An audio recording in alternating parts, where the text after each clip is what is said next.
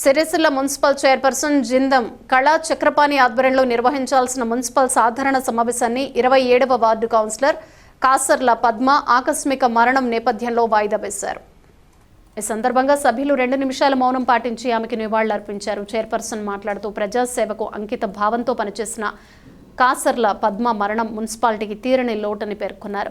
తన తండ్రి కాసర్ల రామయ్య స్ఫూర్తితో రాజకీయాల్లోకి వచ్చిన ఆమె గతంలోనూ ఇటీవల జరిగిన ఎన్నికల్లోనూ కౌన్సిలర్గా ప్రజలకు సేవలందించారని గుర్తు చేశారు. 27వ వార్డును ఆమె ఆశయాలకు అనుగుణంగా అభివృద్ధి చేస్తామని కుటుంబ సభ్యులకు ప్రగాఢ సానుభూతి తెలియజేస్తున్నామని తెలిపారు. సమావేశంలో వైస్ చైర్మన్ దార్ల సందీప్, కమిషనర్ ఎండి కాదిర్ పాషా, కౌన్సిలర్లు, కోఆప్షన్ సభ్యులు పాల్గొని సంతాపం వ్యక్తం చేశారు. అదే పాటలో నడుచుకుంటూ 2 సార్లు పోరాటం చేసి ఆనాడు 2000 సంవత్సరంలో ఆడే ప్రజల పీరియడ్లో సర్కేలైనంటే మనకి